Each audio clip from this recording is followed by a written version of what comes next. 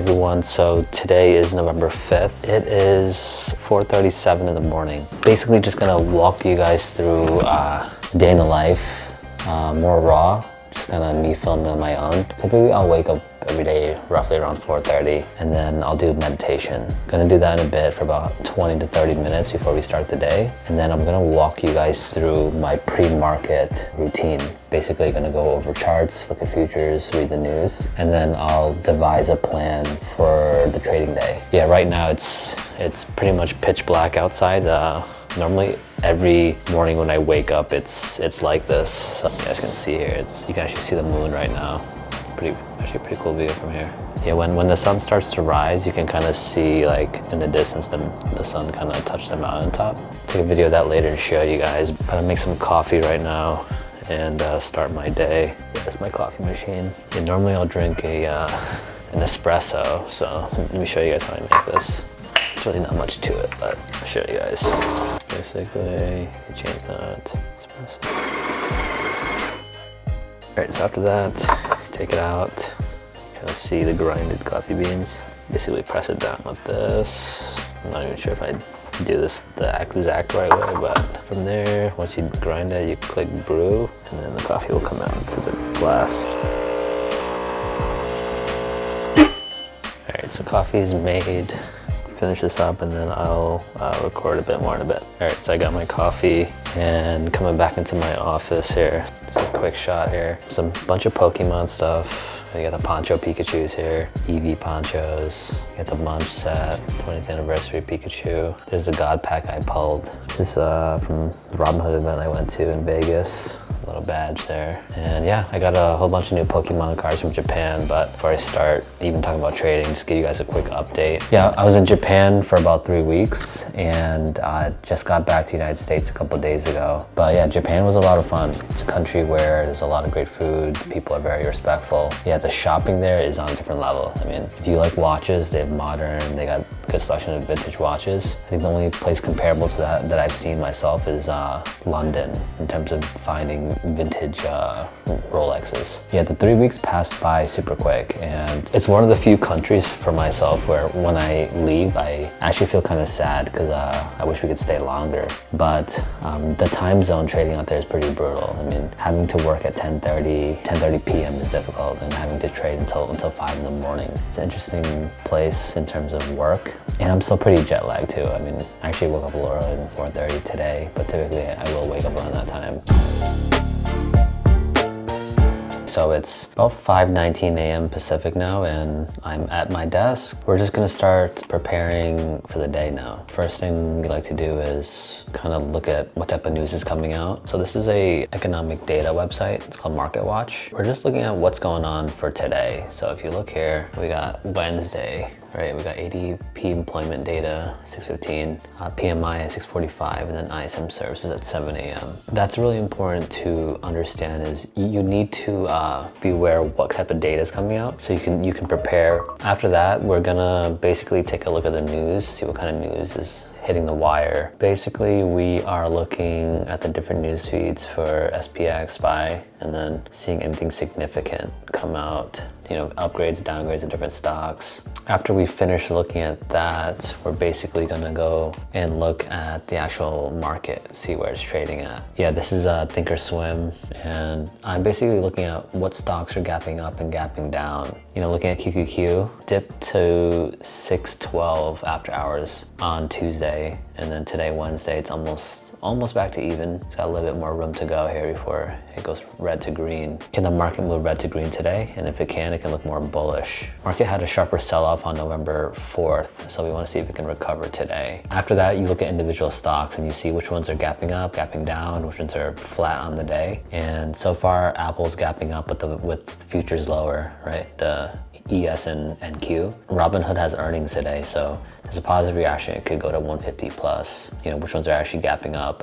NBIS is gapping higher with the market lower, so that's pretty bullish. Meta's gapping higher with the market lower, also a bit more bullish. The thing with Meta is it moved lower after earnings. It may need more time before it actually finds a true bottom, so just something to be aware of when you're trying to figure out what to trade. It's very important to just remember to be objective and react to actual price. The pre-market plan is important, and it's really important to be aware of the levels for the S&P and the NASDAQ. These are basically gonna be your compass. They're gonna guide you throughout the day. If certain levels break on the downside, then on the macro, the market could break much lower. And same thing on the upside. If it reclaims certain resistance levels, then it will look more bullish. Specifically for today, we wanna see if SPS can get back above 6,800. And if QQQ can get back, I would say near 624. It's a bit far, 6 points for QQQ, but if that level reclaims, you're gonna see more upside. It's 5:23 a.m. Pacific right now. I'm gonna start talking in the Discord around 5:45, kind of preparing the plan for the day for the members. And then from there, we start trading at 6:30 and go all the way till 1. Yeah, this is kind of basically what my pre-market routine looks like. It's pretty simple. There's nothing crazy going on in the morning to where I need to get stressed out. It's more of just staying calm and just kind of being in a relaxed state of mind before the market actually opens. If you can get into that routine every day, doing like this, you'll build out a system of consistency, and you're gonna be in a process where it's very structured, which in my opinion, it leads to success. Be consistent. Make sure you show up every single day, even if you're not trading and you have the time. It's very important to just get screen time and watch how the market moves. The more experience you will gain from just being in front of the screen and recognizing patterns, it's extremely important. Alright guys, so futures just moved red to green. At one point last night, NQ was minus, I think 250 plus, and then futures were, I think they were minus 50 plus, and now both moved red to green. So that's pretty bullish. So yeah, you see here, it's like a V shape on NQ. Where it got to down near that 612, and now it's at almost 620. So pretty big move to the upside. Nvidia is almost back at 200 here. Tesla 450 plus, Palantir 189. That one's kind of flat. Yeah, let's see if the market can rally today. Yesterday, Bitcoin dropped to under 100,000. And then Ethereum dipped to 3,000 and change. So pretty sharp sell-off on both of those names, but they're starting to bounce today. We could see a relief rally, but I wouldn't necessarily buy right at the open. I would probably wait for a dip, see some type of back test before jumping in. Same thing with if there's a big gap up, you never want to jump in right away. You want to see if there's any profit taking at the open or a back test at a key support level, and that's where the best entry usually is. So yeah, been trading, this is my 15th year of day trading. It's crazy, next year will be 16 years, which is nuts. Yeah, tomorrow's my birthday. I turned 35 years old, which came by so quickly. It's pretty unbelievable, but it's been quite the journey. I love it every day. I wouldn't trade what I do for anything else in life. Being able to really fully align yourself with what you're meant to do in life, I think it's a very fulfilling moment. So if you guys have a dream and you want to pursue certain things, approach it with aggression and focus, and if you are competent enough to adjust when you make mistakes, that's how you get to success more quickly. When you do make mistakes, recognize it and then adjust. That's the key, right? There's nothing wrong with making mistakes. There is something wrong if you keep making the same mistakes over and over. Learn to adjust, pivot, and the faster you learn how to do that, the better you'll be. That directly relates to trading as well. That makes it very difficult to progress and just difficult to keep your account in the green. Alright guys, so let's see. The sun isn't quite rising yet, but I just want to kind of show you guys the difference now. Early this morning it was like pitch black, but starting to get a little bit of daylight. You can almost see the sun. Show you guys. Slowly coming in. It's probably the most calm time of day here. The early morning in Vegas. Not really a lot of cars. It's nice to come out here too in the mornings when the weather's cooled down too. It's November, so just a cooler time of year. Yeah, living in a high-rise condo, it's definitely different. You definitely get a better view than just living in a house, but it's a cool experience. Being next to the strip as well. It's very convenient to get to the airport. just to get around. If you look to the right, down over there, past the Rio, Chinatown's down that way, so pretty quick, like 10-minute drive to get over there. Back in the office now. Let's see what happens today, guys. I'm expecting to see a pretty volatile day, even though we did see the red to green move. Expect to see quick moves in both directions. That's the name of the game right now, and let's see if any opportunities present themselves. All right, guys, market opens in about 2 minutes, and we're just gonna get started here. We're just gonna do more raw footage here for you guys. Not gonna do any screen sharing today. Just kind of see how the style goes, but I'll move my camera around to show you guys more, kind of talk things through as they happen today. So I bought 10 lots here of NQ, of $1,200 so far, and so not much, but the market starts to rally, I'll scale into more. Yeah, so we're up $1,400, not bad. Screen on the right is Discord. Take your swim here, got my phone, and then more Discord there. That's where I post my alerts too, on Discord. All right, market open, let's see what happens. It's dipping a little bit here at the open. Nvidia stopped near 200. Market's kind of dipping still, so just watching. All right, so we picked up some SPX calls.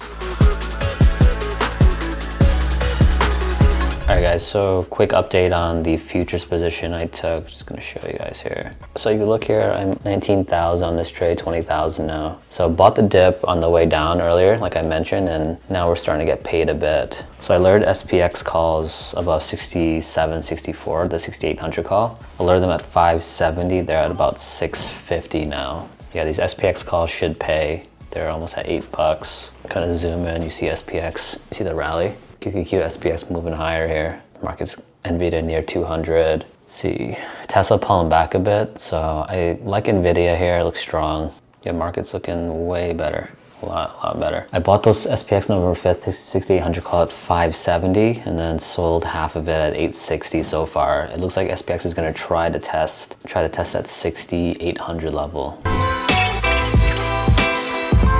Yeah, SPX ended up really rallying. Let me show you guys. So you see the green bars there. So we pretty much bought right at the bottom, like right down here, and it dipped to 67, 64, and you see now we're almost at 6800. So I bought those calls at near 67, 64, the 6800 call at 570, and they just touched over $12. They went to $12.60 within about 10 minutes. So SPX is really continuing to rally here. It just tested 6,800. So let me show you guys here. So yeah, there's SPX, pretty much rallied almost 30 points from the lows. QQQ also setting up for that 624. Right, Nvidia's above 200. AMD is starting to rally. Oracle's near 250. Yeah, the market's looking definitely a lot stronger than it was before. Good to see the market start to have a relief rally, especially after the type of price action we saw yesterday where we saw a big sell-off. Let's see if SPX can break out above 6,800 next. That's mainly what we're looking for here. Pretty strong bounces. Ethereum dropped 20% this week, so not surprised to see it start to rally back up here. But we want to see if SPX can break out here above 6,800. That'll be a key indicator for continued momentum in the market. It's really important to just be patient, especially after you hit a winning trade. You don't want to just give all your profits back. So, be objective, wait for the next best opportunity. And right now, we know SPX 6800 is our level, right? I rolled to a higher strike, but it's only because I made profit on the first trade. Show you guys what it looks like outside now. Kind of messy in my place, but you can see that the sun is up and blue skies. I'll step outside, you guys can see. Yeah, beautiful day in Las Vegas. I held those NQs overnight. I think I secured about 140,000 in profit and then secured a bit more this morning. So now the market's made a pretty strong rally. We just want to sit and observe. We don't want to give it all back. That's the most important thing to remember. All right, guys, so it's 8:09 a.m. Pacific. Market's kind of choppy, just kind of trading in a range right now, but just kind of wanted to talk more about some things I picked up while I was in Japan. So let me show you guys, this is kind of cool. So I picked up this 1998 birthday Pikachu card. It's a pretty special card. This one's pretty rare. I haven't seen this one in person until I actually came to Japan. And yeah, the back looks different too, see? The back says Pocket Monsters card game. Yeah, it's a holographic card. It's pretty cool. It's a pretty special one. It's vintage, right? 1998. There was all sorts of cards. The shop that I picked this up in, it's called Sneaker Dunk. It's a shoe store too, but this one was the Pokemon version of the card game. The top floor, they had a PSA grading store where you can pick up ungraded cards and get them graded there. Let me show you guys something else I picked up too. So I got another lighter from SD DuPont. This one's a really special one. I got a new lighter, and it's a hand engraved one of 288. So this is the number 2, right? You can see at the bottom here. So there's 288 of this lighter. Has a nice sound to it too. That's a signature sound for these SD DuPont lighters. But so every year I pick up a watch in Japan, and got a Bruce Wayne Rolex this time. Yeah, I really like this watch. Picked up a bunch of Pokemon booster boxes, Japanese. So these are, I picked up glasses and also picked up some sunglasses. But these are, I got these in Fukuoka, so handmade sunglasses. It's pretty cool. It's got like a gradient to it as well. Yeah, one thing I like to collect too is glasses and sunglasses, especially if they're very unique style. Yeah, I don't really like buying things that everyone else has. So I got these Pokemon exclusives at the Pokemon Center in Japan. So each of these were in different cities, right? Tokyo, Osaka, and Fukuoka. So these are exclusive to, this is the Lugia and Latios with Pikachu flying with them. So I thought that was pretty cool. I think this one was from Osaka, if I remember correctly. I don't remember exactly, but it's one of those cities. We went to different Pokemon centers. Those are the, I guess the main pickups I got while I was over there. All right, so it's 8:30 a.m. Pacific, and the market is looking better. SPX is up 4 now from 6,800. QQQ almost at 624, so price action is looking more bullish. Dips are getting bought up, which is good. Tesla at 451. Right, dipped to 440 at the lows, so pretty strong bounce. Oracle near 250. I think that one's getting ready for a move to 262. The highs from yesterday, SPX, are at 6820. If it gets to there, we'll see 6840. And then QQQ, the highs yesterday was at 620, near 627. So it's got some room here for the upside if it gets to that 624 level. Apple's above 270, moved red to green. Yeah, yesterday after hours, the market was really selling off. 613 was a big level for QQQ. It got right near it, and then it held there, and then now we're at 623.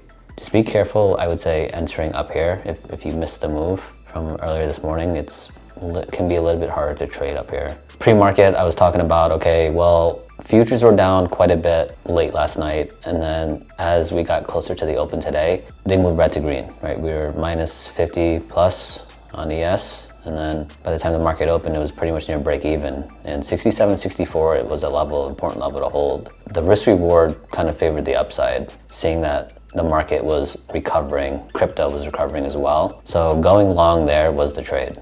To me, the risk reward there it just made more sense to bet up versus down. Pretty simple idea, right? It's not complicated to figure that out. In my opinion, that's how trades should be formed in terms of the idea.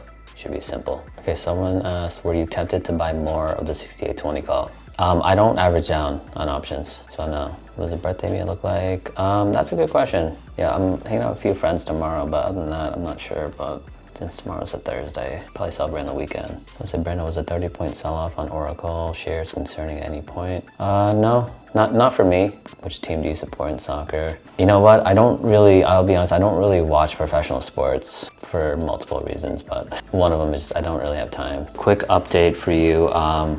SPX is at 68.16, so those 68.20 calls paid. We bought them near $5. They went to $9, so I sold a partial at $7.50, and then I sold another partial at $9. I would say pretty solid day overall for trading. Accounts looking pretty much healthier today, and Bitcoin, Ethereum still rallying higher here. SPX at 68. Let me zoom in.